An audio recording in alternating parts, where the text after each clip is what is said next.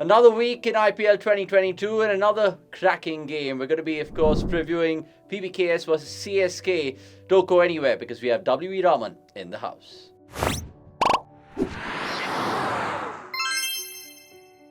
Yes, boys and girls, ladies and gentlemen, my name is Avnish Hegde. Now, this fixture has already happened in IPL 22, remember? And I'm talking about Punjab coming away with a comprehensive win at that time, 54 runs there and thereabouts. But let's welcome WV right now and ask him straight away, on paper, PBKS or CSK, sir? As a team, I think CSK is better poised in this game because what's happening is the Kings have always been short of runs. Their batting order has flattered to deceive. And it looks like they've adopted an approach which has not worked for them. So it's time for them to try and tweak it. Whereas if you look at the Super Kings, what they've done is slowly things are falling into place. Ruturaj has got some runs. They've also brought in Santner. He's done well. He's given them the confidence that, yes, he can deliver when required.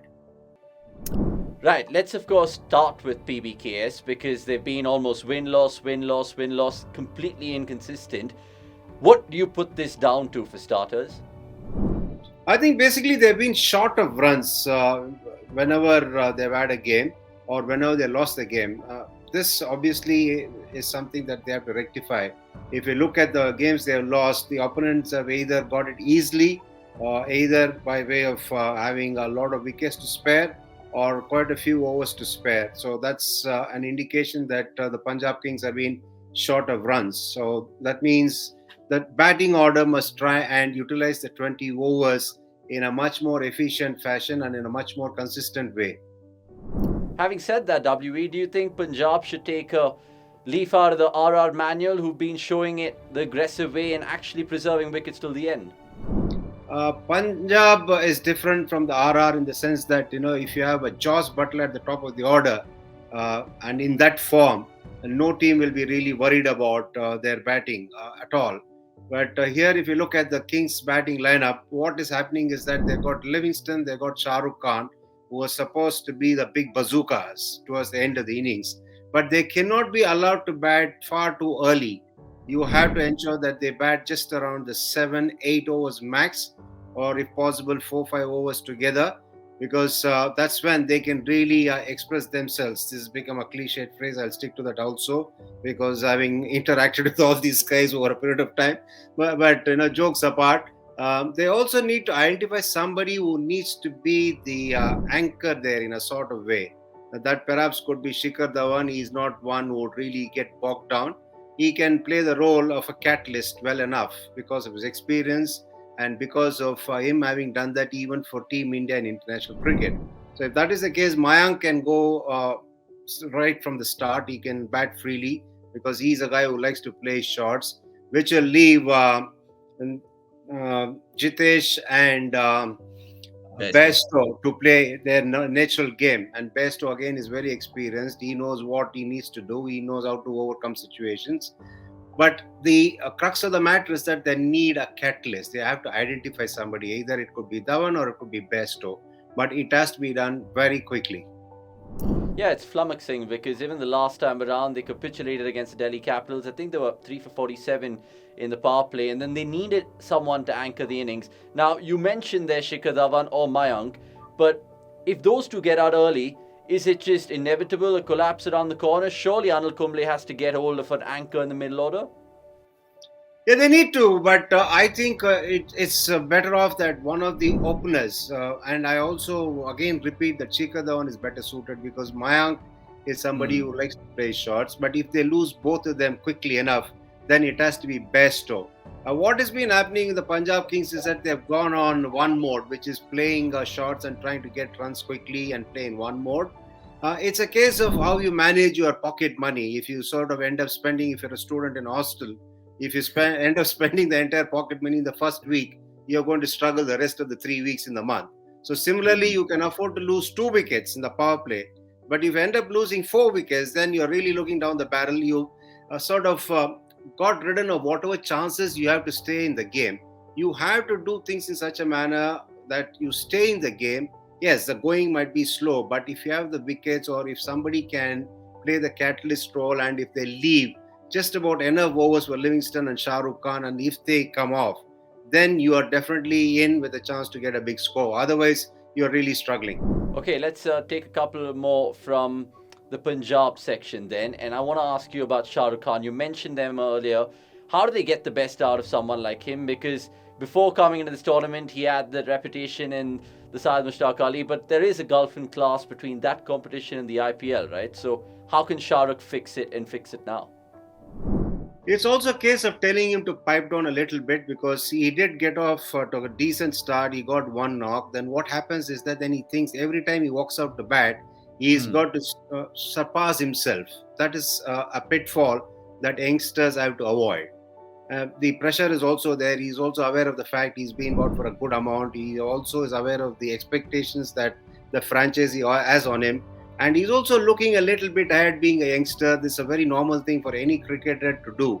That is, if he does well in this competition, he's likely to get into the World Cup squad. He might be nursing his personal ambitions too. But all these factors considered would sort of make him think far too ahead and think way ahead of himself. And that's what needs to be spoken about by the team management. Then I think, if it's a case of him piping down and not trying to look at things far too ahead, would definitely make him as efficient as he can be. Okay, let's of course just have a word on the Punjab bowling, because look, Rahul Chahar has been one man who's kind of been damage limitation for them, especially in the middle overs. You look at his numbers compared to the other Punjab bowlers, it's chalk and cheese, WV. How important will he be in this fixture against CSK, given the fact that most of their batsmen struggle against leg spin? He's a vital component in the side. There's no two ways about it. But where they've been struggling is in a few overs bleeding runs. Ashdeep has been good for them. If you look at it, they've alternated between Odin Smith. Yeah, he's been expensive. Just a quick one then. Would you bowl Rahul Chahar in the power play just in this fixture, maybe to get a couple of early CSK wickets, or would you think otherwise? I think if you're going to have Rahul Chahar, if you think he's got to do the job for you, who are the danger players in the CSK? You are looking at somebody like Dhoni, especially if they end up chasing. So Dhoni is not one who prefers to play leg spin. So you need to try and keep him. Maybe give an over or two, but definitely keep 2 overs of his towards the end of the innings, or especially when Dhoni is around. Okay, that leads me next to the Chennai Super Kings part of this preview, because look, one thing is clear, that they've been picking up wickets in the power play, which was never going to be the case in those first 4-5 games. What have they done differently? Is it just Theeksana and Chowdhury coming and taking their chance well? Yeah, we also saw Santner doing very well, and Chowdhury is getting into his groove. He's got the hang of it. He's gone for a few runs in the earlier games, but the last game would have given him a lot of confidence. And he is bowling in a much better fashion in terms of bowling straighter lines, and also bowling a bit of a back of the length, which is very important on these strikes. Even if you're playing in the same city, if you're playing at a different venue, bowlers need to adjust their lengths quickly enough, because they don't get enough time here, unlike a duration game, to bowl 2-3 overs to gauge the pace and bounce. They got to get this going, or they got to gauge this very soon, like an opening batter has to do. They have probably 1 or 2 deliveries to gauge and then adapt quickly enough. I think he's slowly learning the ropes, and if a left-arm seamer and a young man at that is going to do the job for you, he's obviously reposing the faith the team management has in him. The other thing CSK has to do is that they got to try and tell Jadeja that he can't be out in the deep as a captain, especially towards the tail end of the innings. Dhoni, of course, can always sort of chip in with his views and with his insights, but it's also equally important for a nominated captain to be closer to the bowler, or at least around the vicinity, for him to come and have a quick word. Because if he's going to be out in the deep, especially a deep mid-wicket, yes, he's a terrific fielder. As a player, yes, any captain would like to have him there. But if you're going to be a deep mid-wicket, you're not going to really, be in sync with what is happening out there in the middle. So that's the reason he's got to get a little bit closer to the bowler, as close as he can be, obviously, which means that he's got to field in the inner circle. He's got to find another person who will fill his slot out in the deep. So that's another thing that has to happen now. Yeah, that's a catch-22 situation for them. Let's see how that unfolds. But speaking of their opener, Ruturaj Gaikwad, who you touched upon earlier, I know he's showing probably a few glimpses of getting back into form, but the question I want to ask you, whether he should simply bat through the power play, because you look at his numbers, especially when he accelerates in the middle and the depth, it's phenomenal. So do you think he should be playing the waiting role, the patience there and thereabouts? Stats show that whenever Rituraj is got out within the power play, CSK have lost, which means that it's a straightforward equation there. They need to try and tell him to hang in there and play, because that's the way he has succeeded. He's built it up slowly. Of course, he again is another player who's gone in and got out because he's not got off to a start and squandered away the starts. He's just got out cheaply enough and quickly too. Last game, he looked in a much better space mentally, and he was confident enough. He was more decisive in his footwork and also in his perception of the length and lines. So, which means that he will be obviously hoping to continue that good form. And once he starts batting long for them, past the power play, which means that they'll also feel confident as in the dressing room that yes, if this guy, cricketers are always looking at various things, and this is one of the things that will also give them confidence. If Ruturaj bats way past the power play, they know that they're in a better position to win the games like it happened in the past. Okay, one man he should watch out for though is Arshdeep Singh, who's of course going to be the left arm pacer from Punjab point of view, and Rituraj just doesn't enjoy left arm pace. We'll leave that there. Right, the last one before we get into Mr. Milestone, your predictions then. CSK's fielding, 13 drop catches, the joint most of any team this season so far. I know it's small margins, WV, but do you think that's making a big difference? Yeah, I think, they're trying to buck the trend. This is just in jest. It is generally said that catches win matches. The ironical part or the bizarre thing was that despite them dropping a lot of catches, they dominated the proceedings against their arch rivals and went on to win the game. But I'm sure that cannot happen in every game. They got to definitely buck up on the field. It was surprising because, Dhoni missing a stumping, Jadeja missing a couple of skies. Come on.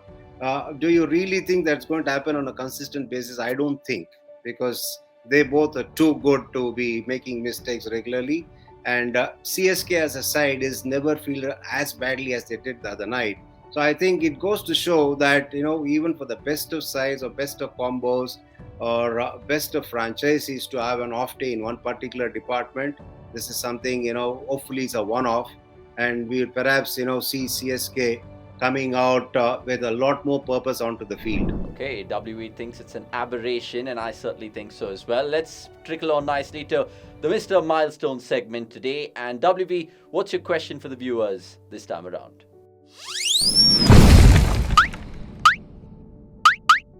Yeah, who needs to get 12 more runs to notch up 4,000 runs in T20 competitions? Yeah, that's a Mr. Milestone question for today. So get into the comments and let us know and stand a chance to win a cricket.com hamper. And there's a lot of fun things in that hamper, we promise you that. Right, let's just end this preview by asking you about the results right now in terms of who's going to win Monday's match. WV, Punjab or Chennai? Chennai surely, right? I'll tell you what, toss it up. Whatever comes. No, you can't do this all the time. I know you're a Chennai man. I'll tell you what. Because both the sides have been so up and down, you really can't get into a prediction here in this game. Cricket by itself is unpredictable. I have gone against my grain and I've predicted in the earlier games, but both these sides are proving on a regular basis that cricket is very unpredictable and they can be unpredictable too. So just toss it up. Okay. I mean, it's not very often that we see the coach sit on the fence here, but we'll give him the benefit of the doubt in this one. Thanks so much for making your time felt to cricket.com once again, WV. We'll catch you post-match, and all the viewers, of course, subscribe, hit the bell icon so you'll get all the updates as it goes along. It's a goodbye from me, Avnish Hegde. We'll see you soon.